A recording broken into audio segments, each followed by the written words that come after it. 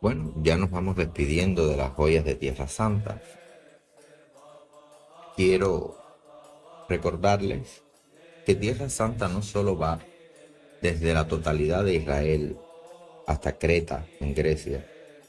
También hay otros lugares que reclaman ser Tierra Santa hoy en día, como es Roma.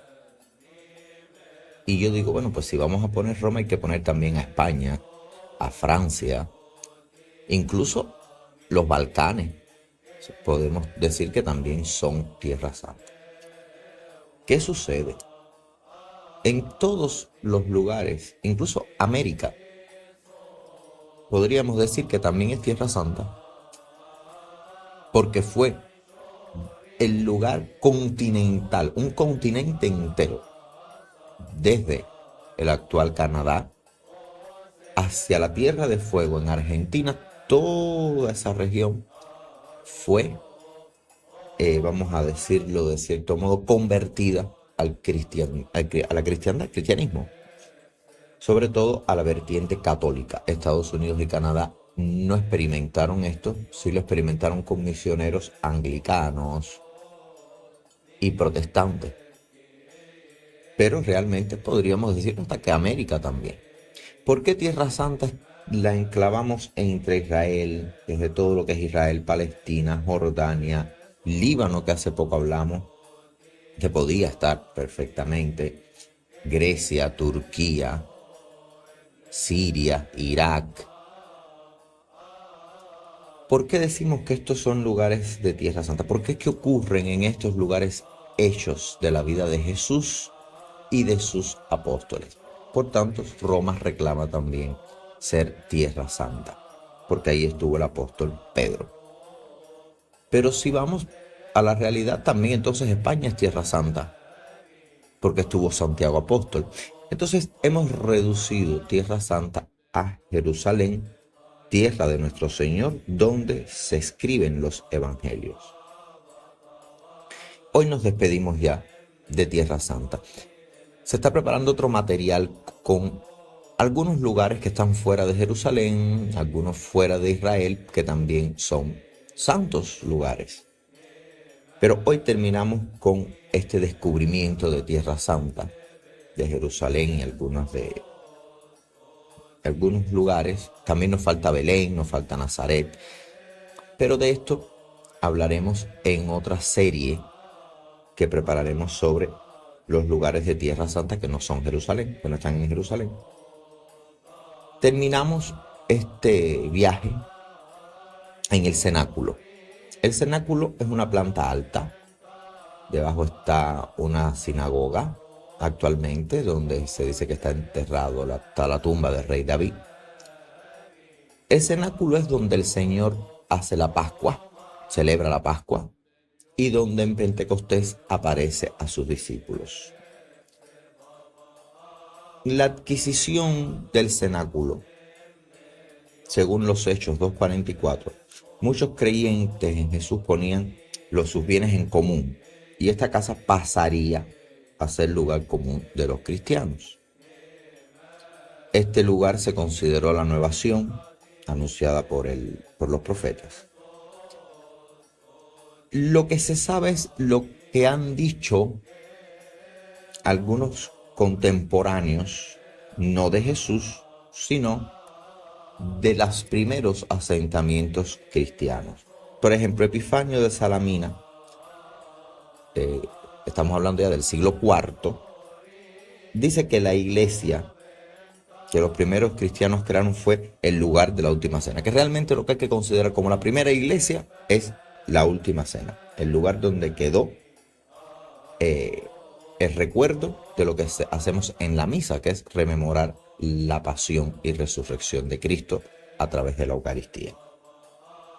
Este lugar quedó en pie después de que Tito entrase con sus tropas y arrasaba a los romanos. Sí, fíjense, con los musulmanes teníamos ciertas diferencias con los pocos judíos que estaban después de la muerte de Jesús. Bueno, cuando sucede la invasión romana, también tuvimos algún que otro altercado, pero realmente los romanos no respetaban nada del patrimonio.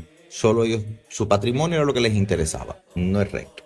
Sin embargo, después de que Tito arrasa la ciudad de Jerusalén en el año 70, pues imagínense, todo se va destruyendo. A mediados del siglo III, Orígenes, que recuerden que Orígenes es el que se hace una emasculación para contrarrestar el deseo carnal. Orígenes es un personaje del cual debemos hablar. Vamos a hacer un podcast sobre Orígenes para que vean un poco de fanatismo, un poco de filosofía, hasta dónde llegan las cosas. Y Orígenes ya desde el siglo III nos dice que para comer el pan de la bendición iban a este lugar de Jerusalén y subían a la parte superior. El cenáculo tiene una parte superior que era donde se comía, y en la parte inferior pues siempre estaban las habitaciones, vamos a decir un pequeño recibidor, pero siempre la tradición era que las cenas se celebrasen en la planta alta.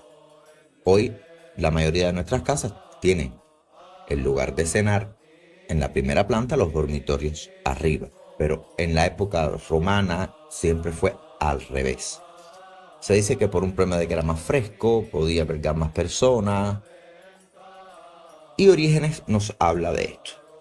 Cuando se hace el primer concilio de Constantinopla, en el año 381, ya se define que el cenáculo es la madre de todas las iglesias. Y lo definieron así también en la Edad Media.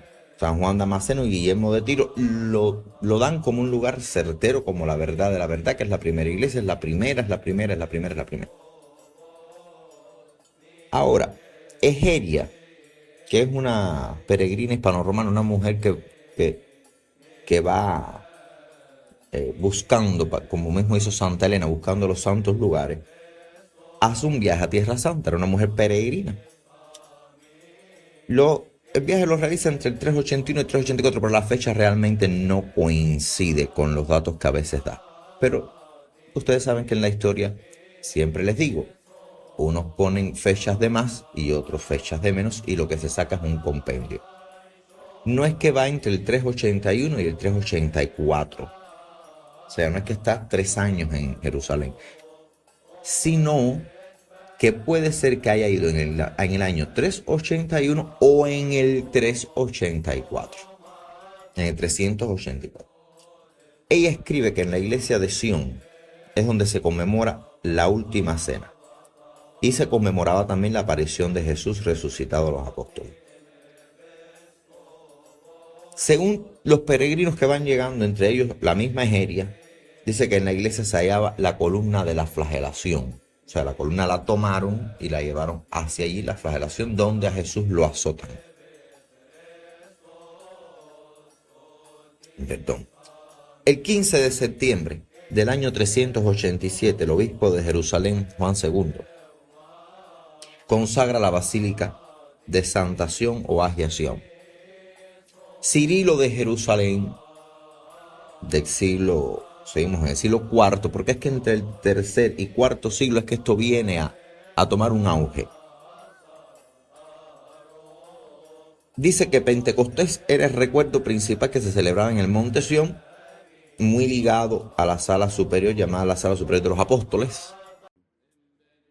O sea que va dándose datos. Como les digo, todos los lugares santos son tradicionales. Yo siempre digo, excepto el río Jordán, que ha estado ahí la vida entera, los otros, y que podemos decir, este es el río Jordán con certeza, todos los santos lugares realmente son una mezcla de hechos bíblicos, tradición, oralidad, o incluso ninguno tiene ni hecho bíblico ni histórico, sino que por la fe de las personas se convierten en santos lugares. Ya entre el 440 y el 460, que es el periodo que Eudocia, que era emperatriz, vivió en Jerusalén, el cenáculo queda incluido dentro de las murallas. Se hace la muralla, pero dicen no, el cenáculo que no quede fuera, que quede dentro de las murallas. ¿Qué sucede? Como siempre, invasiones. Y las invasiones nunca cuidan los patrimonios. En el año 614, los persas invaden Jerusalén y se destruyen 35 iglesias, entre ellas la Basílica de Santa Sion. O sea, entran los persas y acaban con todo. 35 iglesias cayeron. El emperador Heraclio reconquista la ciudad en el 628 y dice, hay que reconstruir la Basílica Santa Sion. Muchos dicen, gracias a Heraclio, cuando reconquista la ciudad, edificó nuevamente. No, no edificó nada. Reconstruyó parcialmente, porque habían 35 lugares que había que arreglar. No se arregló todo. Se arregló solamente esto parcialmente. Como si esto fuera poco, en el 628 es que Heraclio empieza a reconstruirla. Miren, 628, ¿no? Bueno, 10 años después, en el 638, los musulmanes conquistan Jerusalén. Y en esta etapa musulmana, la Basílica de Santa Sion se destruye de nuevo. Y no es hasta el 15 de julio de 1099 que los cruzados cristianos, cuando conquistaron Jerusalén, encontraron las ruinas de este lugar, la zona de Sion. Lo único que se mantenía en pie, con excepción, era el edificio de 2 plantas con el cenáculo. Ahora, la antigua basílica se reconstruyó con un tamaño ya más pequeño y el nombre de Santa María del Monte Sion. Les estoy hablando año 1099. Los cruzados ya toman Tierra Santa. Bueno, la cristiandad comienza a reconstruir. 1187. Saladino entra en Jerusalén el 2 de octubre. Ahora, los cruzados antes de irse dejaron la iglesia de Santa María del Monte Sion en manos de cristianos sirios. El templo, después de la conquista de Saladino, queda muy deteriorado. Miren todo lo que sufre el templo. 1187, 2 de octubre, Saladino conquista Jerusalén.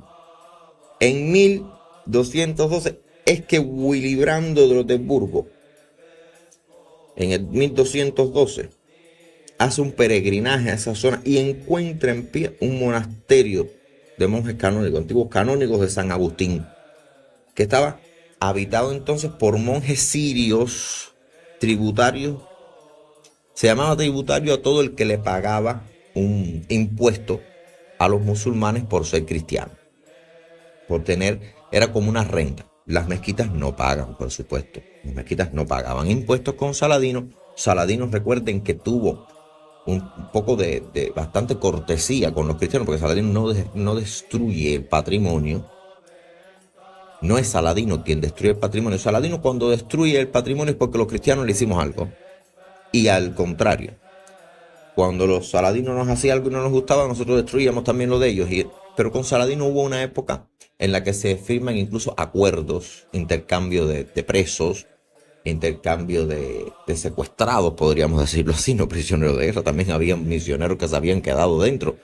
Y Saladino dice, bueno, que se paguen un dinero por ellos. Incluso los que no tuvieron dinero para pagar, se dice que el hermano de Saladino pagó para que esos cristianos se fueran de allí.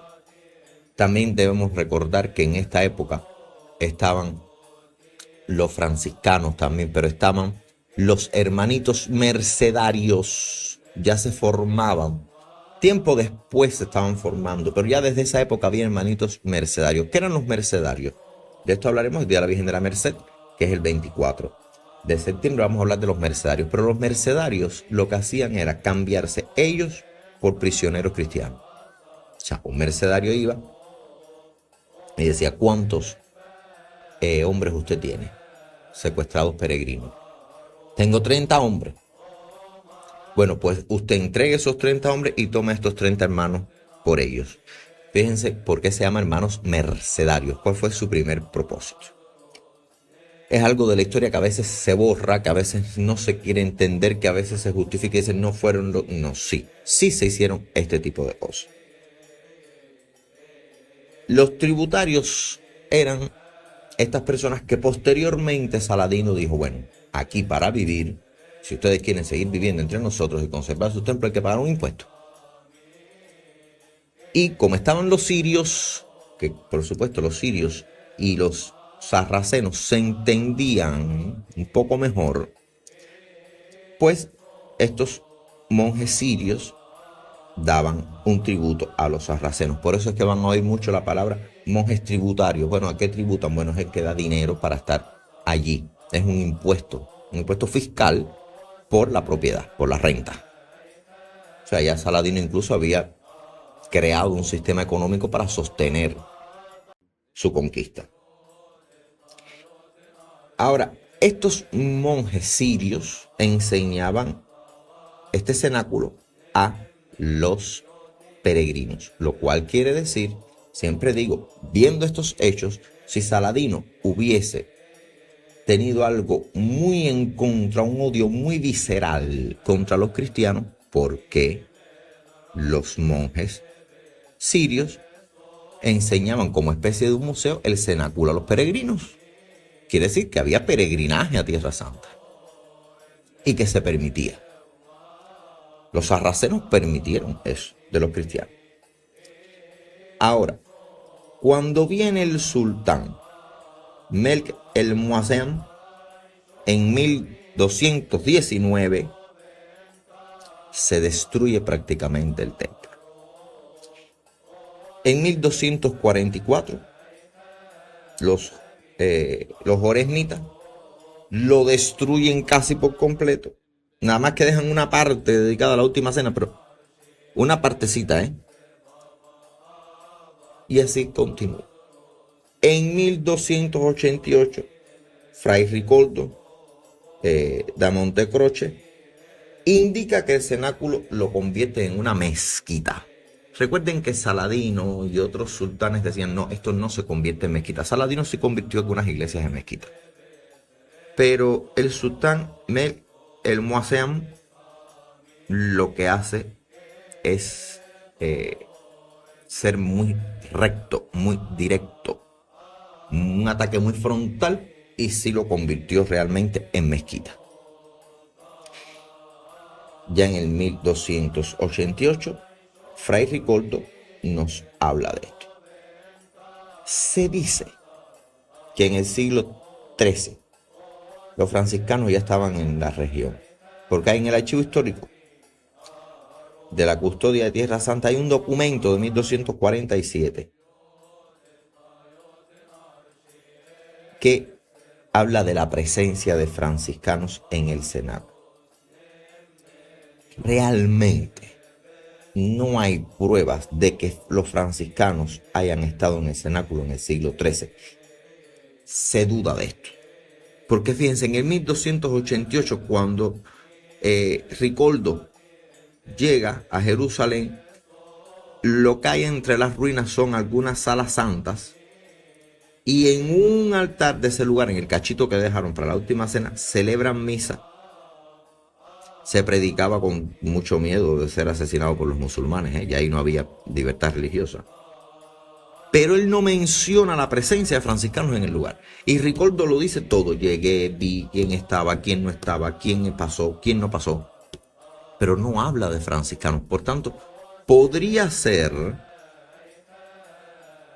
que no estaban ahí. Igual, si estaban, abandonan Tierra Santa en el 1291 y regresan a comienzos del 14. Ahí sí ya podemos decir que los franciscanos estaban. ¿Por qué se pone franciscanos? Porque mire, la Tierra Santa, le corresponde por entero a los franciscanos. A la orden que le corresponde Tierra Santa en su totalidad es a los franciscanos, porque fueron los primeros en llegar y los últimos en irse.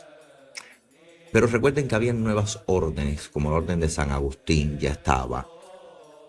Y todo el mundo quería su cachito, su pedacito de territorio. Porque los franciscanos salen todos en el 1291 y no regresan ya hasta el siglo IV, que es en 1333 que los reyes de Nápoles, Sancha de Mallorca y Roberto de Anjou, compran unos terrenos junto al cenáculo, se los entregan a los franciscanos y ahí construyen para ellos el convento de Sion en 1335. Ahora, ahí sí hay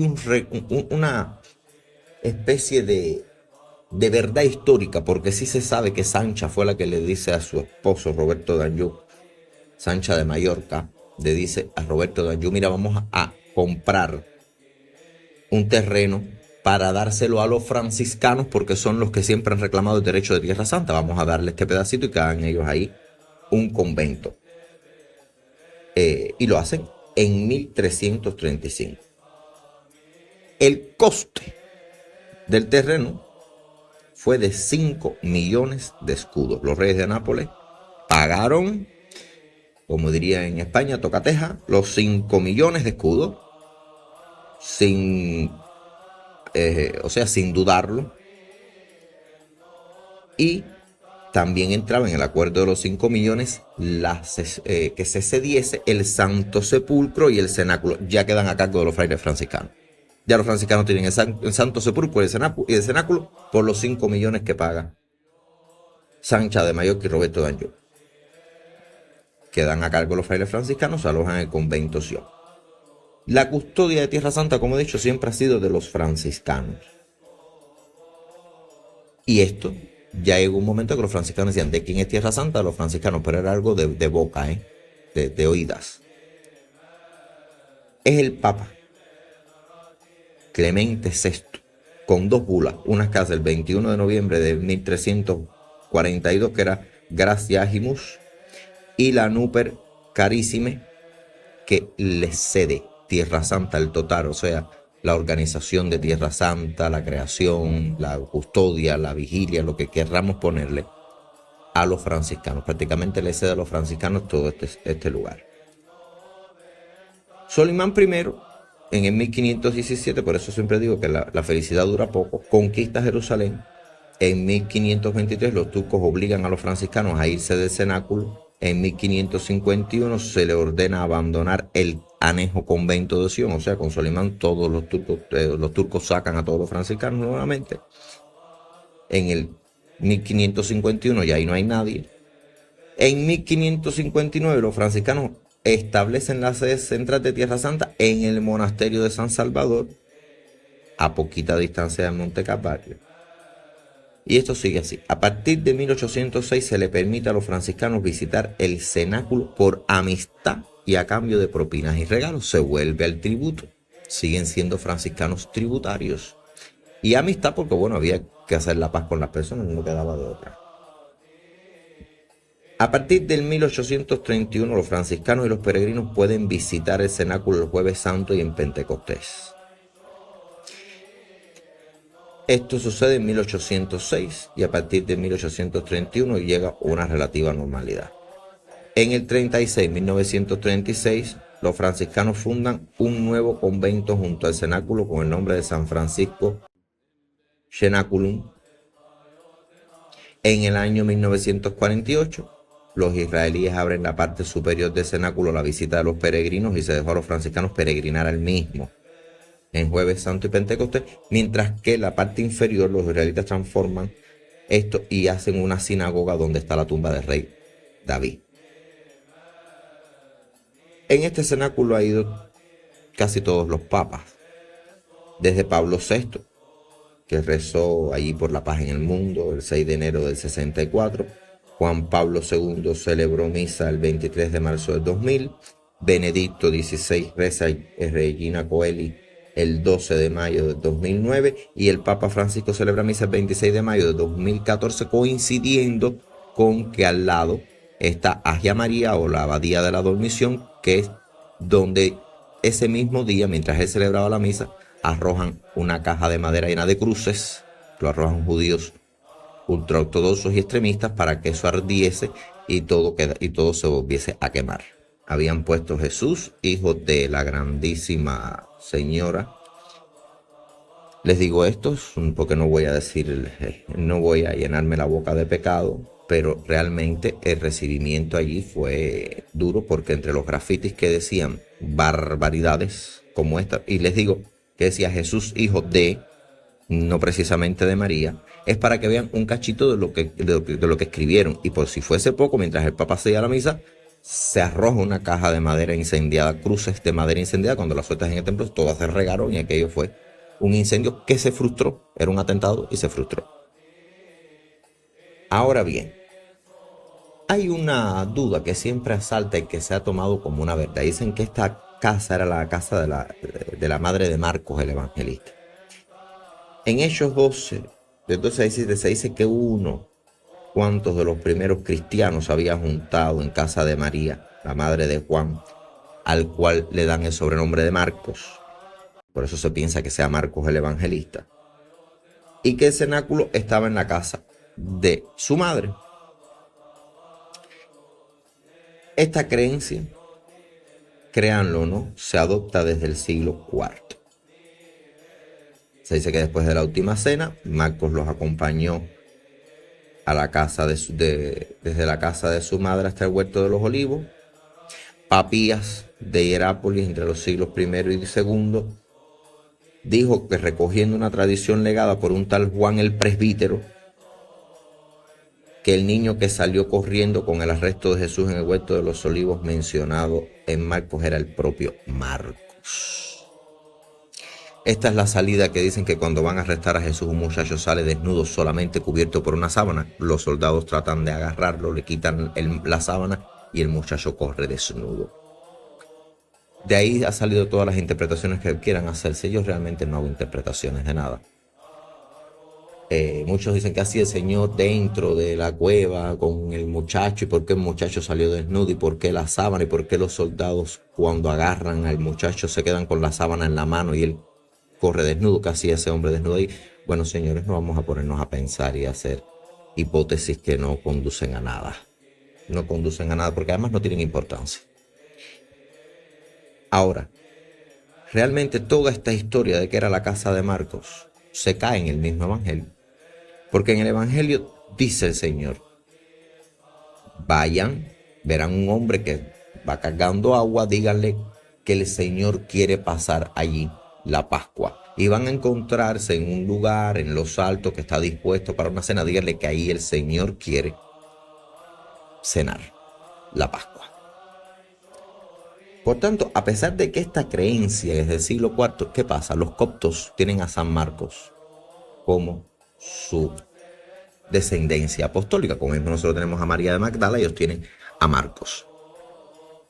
Yo siempre en este aspecto he dicho, bueno, si Cristo quiso cenar la Pascua, le tenía que haber dicho a uno: oye, mira, vayan a casa de este muchacho, que ya yo lo conozco, su mamá nos va a invitar a comer. O sea, no tenía que haber dicho: vayan al pueblo, en el pueblo encontrarán un hombre que va con un cántaro de agua, que va a un pozo que llega, porque se va cambiando el lugar y lo que el hombre llevaba. Pero bueno, un hombre que va saliendo, díganle a ese señor que el Señor quiere cenar la Pascua con ellos. Van a subir, se van a dar cuenta que hay una habitación superior que está bien dispuesta para comer, y ahí es donde yo voy a cenar.